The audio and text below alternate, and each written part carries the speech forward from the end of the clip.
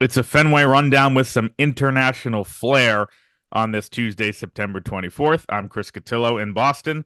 We have Sean McAdam in Toronto, where he is eagerly awaiting a trip today to the Hockey Hall of Fame, which is really, as much as we laud Sean for his hard work and dedication to covering the Red Sox for us and doing such fine work, he circled Toronto on the calendar in no small part due to that crusade. So, something to look forward to. But first, we are going to do part one of our end of season report cards podcast. We're going to do position players today. We'll be back on Thursday with pitchers. We understand we are doing this with 5 games left. So if a guy hits 8 homers in the next 5 games, which Tristan Casasoma did over the weekend, things could change. But for now, we're going to just review the movie in front of us of what we've seen over the first 157. Sean from Toronto had a few stories last night. We'll continue over the next couple days. And of course, keep you updated on the Fenway Rundown Insider Text program, which you can join by texting the word join to 617-751-6257. Click the link to subscribe. That'll get you 14 days of a free trial period, after which you'll be charged $4.99 a month. You get up-to-date breaking news, lineups, opportunity to ask us questions, supply questions for mailbag editions, and much more. So there are 25 players who have taken an at-bat for the Red Sox in 2024. Feels like 1,000. There are a lot of pitchers, and we will get to those guys for the second episode of the week. But for now, we are going to talk about the position players who suited up for the Red Sox. Again, 25 of them. There are, of course, some incompletes that we are not really going to discuss.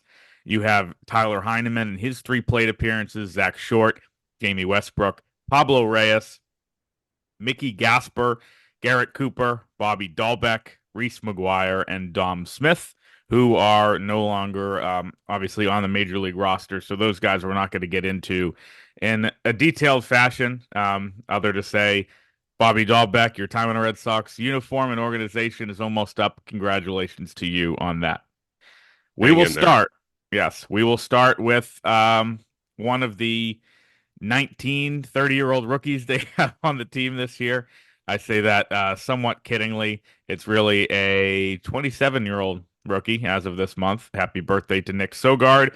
He is now 68 plate appearances into his Red Sox career, and that's enough of a sample size, and he's on the team right now for us to discuss what he has meant in very brief fashion. It's a guy who, had a good spring training, has come in. I think he's impressed defensively. He didn't hit in his first stint, a little bit better here, hits for some contact. I give him a C. It falls under the what did you expect type of category, so why not? Yeah, I would say C minus, maybe a tick below average, some versatility to move around the infield, not a lot of power, but I don't think a lot was expected. He was a plug-and-play utility guy that gave them some infield depth when they needed it. And, a guy that obviously under control, could be in the mix moving forward, switch hitter, which they don't have many of in the organization. Maybe some value moving forward. We are going in order of plate appearances and not necessarily star power or name value on this one. And so that brings us to Trevor Story at 84 plate appearances. Obviously missed the 4 months there. We saw him for the first week and then the last couple. And so obviously a hard guy to grade in that way. Incomplete would probably be the best way to go here, but we have to assign a grade. In a game where availability is everything, I give him a C minus for this season, and maybe should be even lower. He has not been horrible when he's been on the field. I know offensively it's taken him a while. You see what the defense can be at short. We saw that last year when he was healthy. Extremely tough to hand out a grade here, but he gets a C minus just because at a certain point you have to stay on the field. I understand it was a freak thing. I understand that there have been a few of those with him, but that's where I'd go. I'm going to tick higher on this and giving him a straight C. And while the availability is certainly a factor here, I am also rewarding him for getting back in August when many of us thought that was Hmm. out of the question when he went down in the first week of April. And the team Uh, thought it was out of the question too. right, right. And surprised us all on the first day of the second half in LA at Dodger Stadium, talking about still in play. We'll see. Haven't closed the door. And we thought at the time maybe it was a little whistling past the graveyard. Turns out he was intent on getting back, and he got here. And while his offense has not been great, predictably, after missing about 4 months of the season or 3.5 months, his defense has been typically superb. And as I said, I'm giving him a little credit, a lot of credit in the big sense, a little credit in grading for getting back on the field. So straight C from me. Danny Jansen was the Red Sox biggest position player addition at the trade deadline, which I think speaks volumes. We have seen 89 plate appearances, 28 games. He's hitting 178. He has a 627 OPS. Uh, there's been 3 homers. It feels like more for some reason, but there were a couple early. Um, they kind of gave up a lot for this guy in terms of they gave up 3, guys and 2 that everybody had heard of. And they felt like he was going to help them extend their lineup, especially against lefties. That's not been the case. He's been, he was okay for the first couple weeks. He's been terrible since. It's a D for me. The one here is probably a better grade for Breslow, which we'll get to on Thursday for a terrible deadline. But Danny Jansen gets a D. He's just giving them nothing. I agree. Big disappointment. The Red Sox hoped that, quite apart from being the backup catcher, and they thought an upgrade over Reese McGuire. And defensively, I think he was. I think he actually played pretty well behind the plate, did a decent job with the staff. But they were thinking this could be an impact right-handed bat in Fenway, and it was really never the case. So straight D. Next up is Vaughn Grissom, who is back on the major league team. He came back, I believe, over the weekend and has gotten some run here over the 2 games. He is 1 for 5 in that span. Um, this is a guy who we've talked about a lot on the podcast. Talk about a lost season. We're still at the 1 extra base hit on September 24th part of the program. Injuries played a big role. There's no way to look at this other than an F, considering where he came from, who he came for, and everything. It just is. It doesn't mean the kid's future is shot. He's still the youngest player to appear in a game for the Red Sox this year. But, to me, it's just one of those disaster seasons in every way. Yeah, hard to find anything positive there, including attitude, which I think was an issue that the team hinted at. They were clearly not pleased with the way he went about things. They essentially sent him to Worcester, and he was out of sight, out of mind for several months. And they instructed him, look, we're starting over here. There's got to be a change in work habits and preparation, the way you go about things daily. I think he pushed back against that initially, eventually got caught up with the program, played better in Worcester in the final month. And it's not his fault that Chris Sale is going to win the Cy Young, so I don't dock him there. But I agree with you. It's hard not to give him an F. 89 plate appearances and a 355 OPS, which is magnificent in a bad way. We go now to Romy Gonzalez, who, I don't think many people expected Romy Gonzalez to have a much better year than Vaughn Grissom at the beginning of the season, but that has been the case. Hit 273 so far. He has 6 homers, as Cora talked about the other day, 11 steals. He's been able to run a little bit, a 747 OPS, and has played, over half the games for this team at a variety of positions. I think you and I have both talked kind of privately throughout the season about how at times we don't see it with Romy Gonzalez, but if you look at the body of work offensively compared to expectations, especially against lefties where he's been actually pretty good, there is a case to be made that he's exceeded those expectations. I'm going to go with B minus. I think defensively there's still a lot of work to be done. He's not a full-time player. Look, if you get, DFA'd by the White Sox, there's obviously some flaws in your game. But he's given them some good moments, some good at-bats. He's hit lefties, and he's played a role kind of out of nowhere for him, a good season. So, but a B minus in the grand scheme.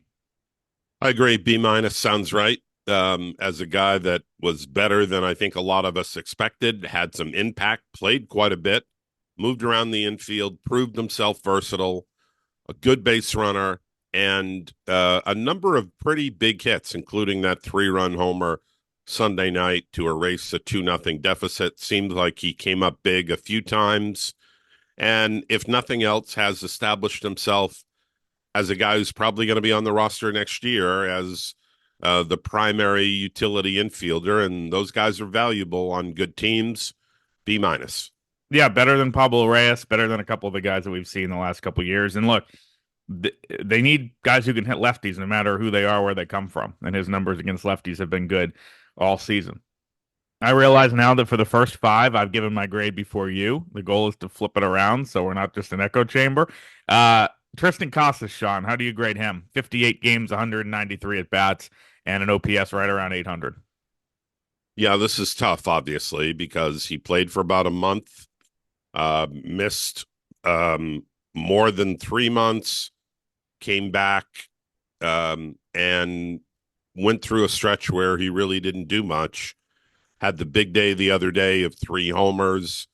He's now in double figures in homers. He's got an OPS around 800. A lost season in many ways. When that rib cage injury took place, we knew it was going to be a while. We didn't think it was going to be as long as this, frankly. It was late August by the time he was back. So I said 3 months. It was closer to 4 that he missed. That's not his fault. Not questioning his toughness. But in the month that he played and the month or 5 weeks that he's played since, his impact has not been what you would have hoped. I'm going to go C plus. I have it as a B minus, just because there he was good and really good before he went down in those 3 weeks, and looked like he was going to have a monster season. You could kind of see. I know it's not always perfect at first base, but you could see the strides year over year when he's been out there. That's something the Red Sox were really irritated about last year. It's been better.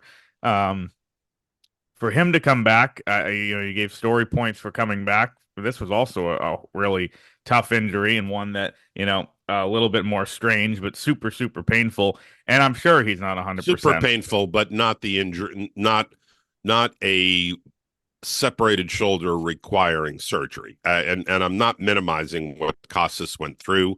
I've had a broken rib. I can't imagine being a pro athlete dealing with it. So I'm not questioning his toughness or how long it took to come back, but I think Story overcame a much, much more serious injury.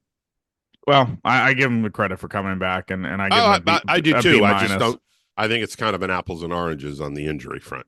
Was that 3 homer day the other day a bit of a stat pad? I'm sure, but no one's going to remember that when they look back at the baseball card, in 3 years or whatever. So the numbers are what they are. I still think he is an elite player. I tweeted that. People didn't like that the other day. We'll get to a lot of Casas talk because people think he's going to get traded, which is asinine. But he's a B minus on my card here. We go now to Emmanuel Valdez, who seems like a very nice guy. But he is definitely filed under the category of how has this guy gotten so many at-bats for this team? He's played in 73 games, 200 plate appearances. We know the problems. There's pop. He can strike out. He can't field still. So therefore leaves me no choice but to give him a D. I agree. D. A few big hits. Not a bad guy off the bench to pinch hit against a right-hander late in the game.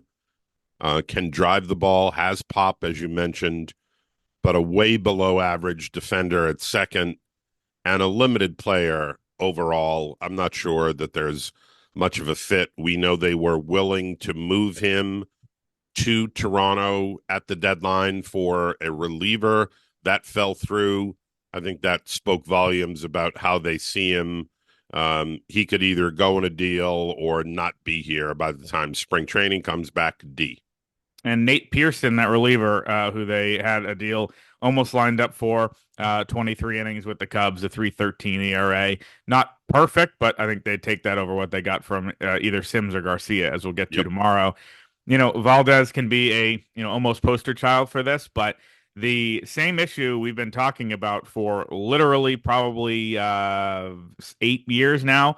Still the thing at second base. They've had 11 guys make starts there. Valdez leads the way Well, at 55, but Valdez, Hamilton, Grissom, Romy, Jamie Westbrook, Sogard, Rafael Reyes, Gasper, and Wong. It is, I mean, still a colossal issue for this organization, and it, it has been it, for a while.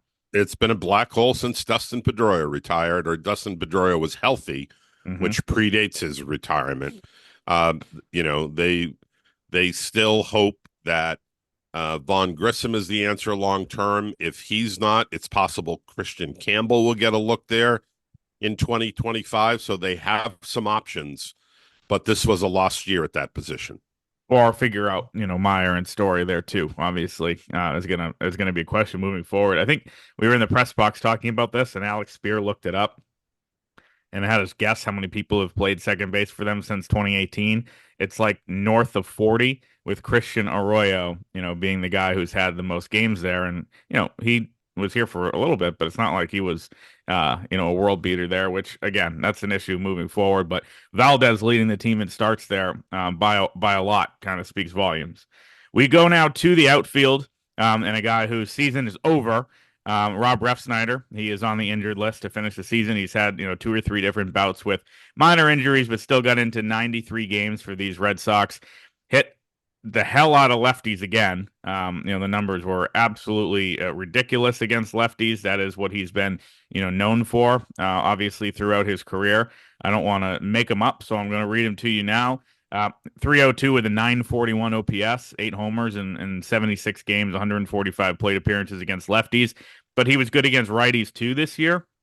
Hit, not, I guess he faded in the second half, but he was early, better early. Still a 733 OPS. The aggregate of all of that is he gives you 307 plate appearances, hit 230 with an 830 OPS.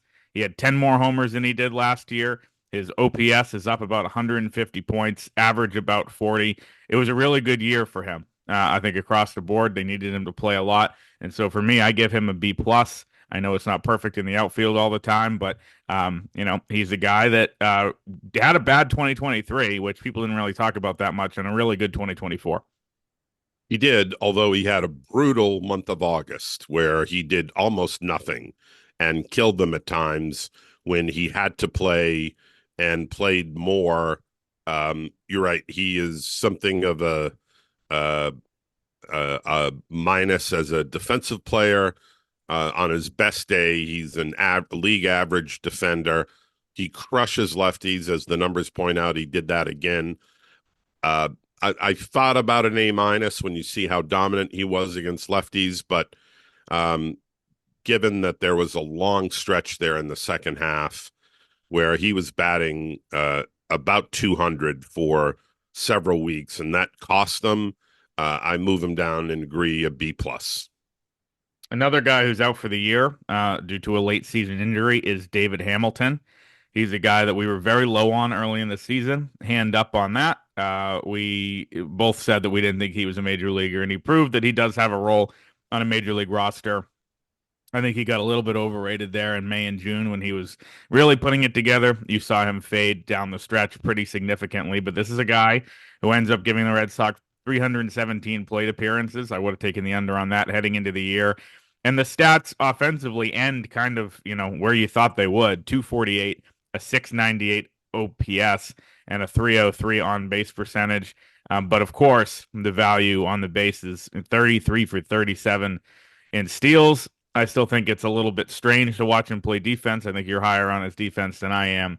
The whole package gets you a B minus in my mind, David Hamilton. There were times where it was higher, there were times where it was lower. But just a guy who, was a serviceable fill-in at short with Story out, had some big hits and was good for them offensively for a bit. But when you look at, what he did in the second half, really offensively, it was not much. Yeah, I'm kind of torn on him, and I still question whether he's a regular everyday contributor because you can't do that with an OPS south of 700. And with more than 300 plate appearances, that's not a particularly small sample size. To me, you have to have an on base percentage that is above the low 300s. You can't be hitting 230 without a lot of pop. He did have, I think, double figures in home runs, right? He had, I lost him. 10, Eight, 11, eight, 8. eight. Okay, not quite. 28 Uh, RBIs. the two things that that stick out for me are obviously the speed. Not only did he steal 33, but was only caught 4 times. He is probably the best base stealer on the team, better than Duran, certainly Mm-hmm. better than Rafaela. I don't know about pure speed. If the three of them had a foot race, maybe someone. Yoshida's 2 for 2, so watch out. Okay, well, I didn't take that into account. No. But also, uh, plus defensive run save numbers at second base, where I think that's where he belongs. I don't know that he is going to compete with Campbell and or um, Myers, Story, Grissom, Valdez, the rest of right, them. Grissom at second base. But maybe he opened some eyes with some value as a defender and as a base runner. I'm going C plus. An interesting guy moving forward. Maybe a guy that a team thinks has some value, but the unique skill set of the pinch runner with some versatility, maybe makes him valuable. We'll ask you now on the speed demon I just mentioned, Masataka Yoshida. A weird year again. Still gets 409 plate appearances. The OPS is at 777. If you look at what he did this year compared to what he did last year, it actually is all right around there. Albeit in fewer plate appearances, he did miss a lot of time, but the batting average goes from 289 last year to 286 this year. The OPS last year 783, now 777. The walks are higher. The on base percentage is higher, 355 compared to 338. And of course, he somehow had 8 steals last year, which I blanked from my memory. 15 homers last year, 10 this year, and a smaller sample size. How do you grade this guy? Because it's tough. Yeah, it is. I'm going to go C plus. Not a bad offensive year, but when you think about the fact that all his value has to come as a hitter, where he literally played 1 inning in the outfield, which I think if anybody had told us that in spring training, we would have been floored. We knew they were going to limit his defensive playing time. We had no idea it was going to be a single inning. So you have to judge him on what he contributes as a hitter. And unfortunately for them and him, he doesn't contribute a lot of slug. The 10 homers probably should be, 15 to 17 if he had played more and stayed more healthy. That's not great. He's not a great run producer. He's a singles and doubles guy. And he has good bat to ball skills, but you expect a little more explosiveness from a DH, and he gives you almost none of that. C plus. I have him a C plus as well, and it could be lower because I think, you know, you talk about his only value is offensively because no running, no defense, all that. His only value is offensively against righties because there's not much against lefties, and they stopped playing him there against lefties this year in 105 plate appearances, hit 198 with a 582 OPS.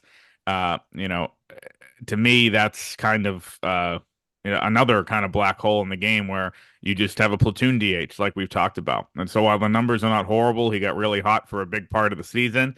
It's still a C plus and a fascinating guy when you talk about future and how he fits into the team. Because the short answer is he really doesn't, and that'll be something they'll have to explore in the next few weeks and months. We go to Wilyer Abreu, or as team chairman Tom Werner called him at Winter Weekend, Wilbur Abreu. So that's not a shot at ownership. That's a fact. Wilyer had I think by all accounts, pretty good season. We've all seen it play out. He's hit 259, a 797 OPS, 15 homers, Gold Glove caliber defense. Sean, where do you in his rookie campaign rate Wilyer Abreu? Yeah, that's a hard one because it didn't start well and it's not ending well. Right. Although he had a decent game last night. Um, The worst He spring is training ever doesn't count as part of this, but if you, right, it's still but staggering that how bad it carried over was. to the Right. first few weeks where he had trouble making contact, and we're all watching this going, can this guy play? And what happened to the guy we saw the last couple of months? He is a very streaky guy. That's not unusual. Guys are like that in Major And League when Baseball. he's hot, he's nuclear. Right, right. Obviously, a superb defender. Played right field as well as anybody we've seen in recent years. And Hunter Renfroe, me no Hunter Renfroe. Uh, Wilyer Abreu is twice the outfielder that Hunter Renfroe was, and a more accurate arm. Maybe not as powerful, but a more accurate arm. Played a very difficult position well. Um, but struggled against lefties a lot. And he's got to turn the corner to become an everyday player or a good everyday player and figure out how to hit lefties. I'm going B minus. I have it as a B just because the defense is so good, and you know that he's going to be an everyday guy there. The lefties are an issue. You look at the numbers, even worse than Yoshida. 183, 530 OPS, 14 of his 15 homers against righties. He's only gotten 6 starts against a lefty all season, which is kind of damning with where they have been. And, you know, people talk a lot about, different guys slumping down the stretch. And, you know, I understand where all those kind of concerns come from. But let's look at Abreu since August 15th. And this is really, he's hit 209 with a 590 OPS in a month now with 1 homer, 10 RBIs, 32 strikeouts. He has been bad now for 6 weeks, or 5.5. And so Devers took a lot of the headlines. Duran hitting the wall. You know, some of these other guys slumping, sure, but Abreu, you know, was right there with them for a long stretch here. And as you said, you know, it didn't start out great either. He hit, 184 through the first 15 games and then had a good stretch. I think that they do look at him as a piece of their future. But a B for me for him, and you had a little lower at a B minus. Another guy who's pretty hard to judge. There's a lot of that on this team because it's a weird team. Tyler O'Neill, 461 plate appearances. The numbers are what they are. Very weird line, 244, 860 OPS, 31 bombs, 61 RBIs, 155 strikeouts, 18 doubles, and he's 4 for 4 stealing bases as well. Defensively, I don't think what we thought he'd be. Availability, the issue with him is he's gotten in 109 games so far. I'll give O'Neill a B plus just because the slug has been so good, and he, you know, good clubhouse guy, and it's really been good for what they got him for and all that. But a weird profile, a weird player, and will be a weird free agency too. Yeah, you're right. Strange line, strange season for him to have 32 or 33 homers and yet knock in only, what's the 61. RBI? Yeah. 30, 31, 61. Yeah. That's weird. You never see an RBI total that's double what your home runs are. Usually it's at least tripled. And that speaks a little bit to the all or nothing approach up there with a lot of strikeouts and not a lot of, singles and doubles to extend rallies and score runs. The home runs come in bunches. He had more multiple home run games that I can count. When he's 7. hot, he's nuclear. When he's cold, he's geothermal. And you never know what you're going to get when he gets into one of those stretches. And I also have to take into account the availability. He's going to end up playing a little bit more than 2 of every 3 games. A couple of those couldn't be avoided. The concussion in the collision with Devers early in the season, and then the leg infection, which was mysterious. And the club just kind of boxed around in terms of keeping everybody informed about what was going on there. Oh, it's a stomach bug. Oh, he'll play tomorrow. Oh, he'll be back in a day or two. Well, actually, he's been in the hospital for 5 days. That was bizarre. Not his fault. But again, when you're only playing at max 111, 112 games down for the season, that's not enough. It's terrific that he hit as many homers as he did in a relatively short period of time. As I said, just over 2/3 of the schedule. but a lot of holes there. I'm going to go B minus. And according to Baseball Reference, fifth on the Red Sox in WAR, fourth in position players with 2.7 on the season. Abreu fourth with 3.1. So if you look at that metric, obviously you look at those guys as having pretty good seasons. I think kind of in the range of where we're talking about. Four more to get to. The first of them, Connor Wong. At the beginning of the year, Reese McGuire looked like he had a chance to take his job. That did not play out in terms of WAR. Wong's at 1.5. 470 plate appearances. He's hit 285 with a 770 OPS. I think, that's a tale of kind of two halves with him because he was really good in the first half. In the second half, he has hit only 253 with a 716 OPS. It's a ton of singles, 13 homers, 50 RBIs for Connor Wong. And I think kind of disappointing defense behind the plate. Obviously, they're moving him around a little bit. Another kind of strange season. The OPS plus 112 suggests better than average, but if you watch it every day, still strikes out a lot, still swings and misses a lot. Not as fast as I think we thought he was earlier in the year, and a guy that definitely has faded as time's gone on. A B minus for me. Yeah, I'm going to go C plus. The defense was a little questionable at times. He is not a good framer. Um, the caught stealing numbers were not great against him. He deserves some credit for, I think, some improvement in the rotation as the primary catcher. But as you noted, this is now 2 years in a row where he has really run out of gas as we get past the All-Star break. I suspect that's because of the position and that the demands that get put on a body being back there. He's not, as you know, a big guy. He's not a muscular, stocky catcher. He's not a big frame guy. He's athletic, which is to his credit and which you see at times on the bases and his ability to play elsewhere.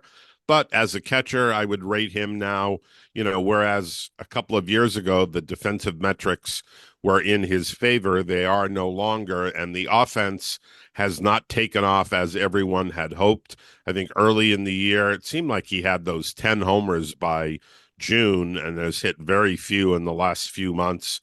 So I go C plus. Yeah, another guy would be interesting to look at moving forward as well. Three more to go. They're the guys who have played the most for the Red Sox this season. Ceddanne Rafaela, 557 plate appearances and about 557,000 swings and misses. We know the case with this guy. The defense is outstanding at center, pretty good at short. He's bounced around, played so many games at both positions. Really a history-making season in that sense. But if you look at it offensively, 247, 15 homers, 71 RBIs, which is a lot. A 670 OPS, of course, the 148 strikeouts. It feels like more. For that, I give him a C plus. It's probably a little harsh considering what he's meant. The fact that he's played 148 games so far. He's been an everyday player. He's been kind of a game changer defensively, and also does have 19 steals. He's 19 for 27. The at bat, especially lately, is just such a hard watch when you see it and you have to watch it on a daily basis. And it's one of those things that you worry about, ever getting better. And so for that, he gets a C plus in my book.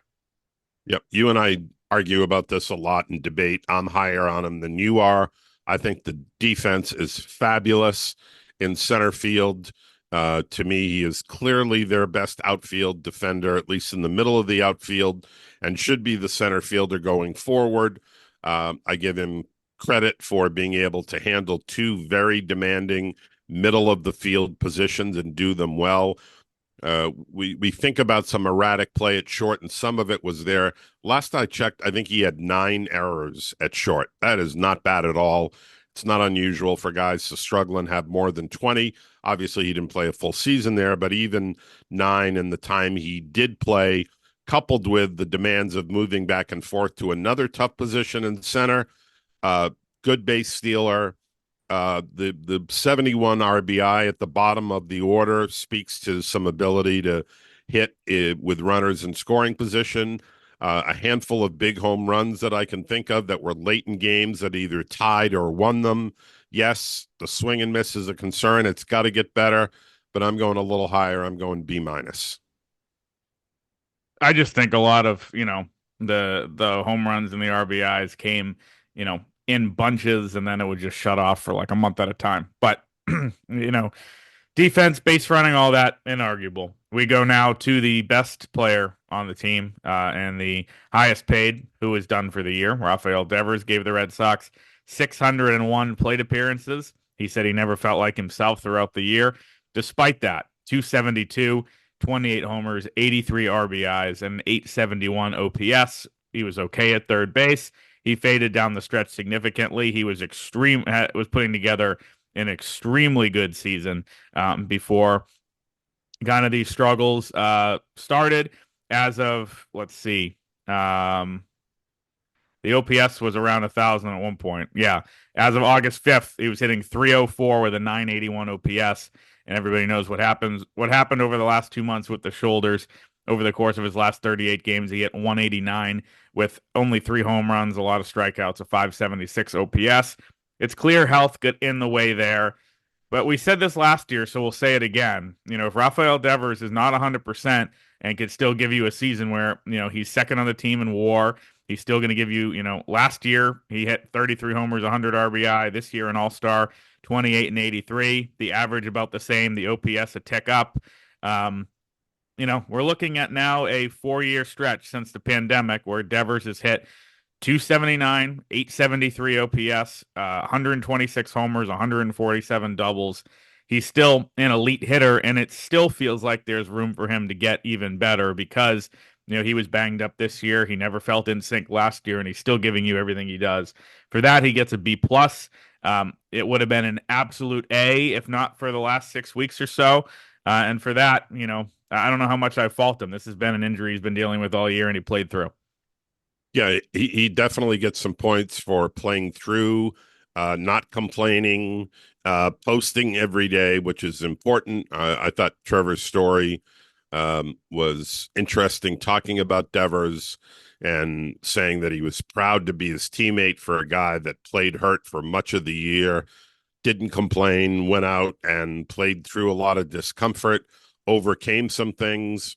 I thought the defense was actually significantly improved. Never mind the defensive metrics, which were better. I think he's now at least league average at third base, which is really all you need because of what the bat represents. He doesn't have to be Mike Schmidt or Brooks Robinson over there, but to me, he is not a liability. He has worked to get better, and he deserves credit for that. And I will also go B+ with the provision that it would have been an A had he been healthy and up those offensive numbers the way he can when he is healthy.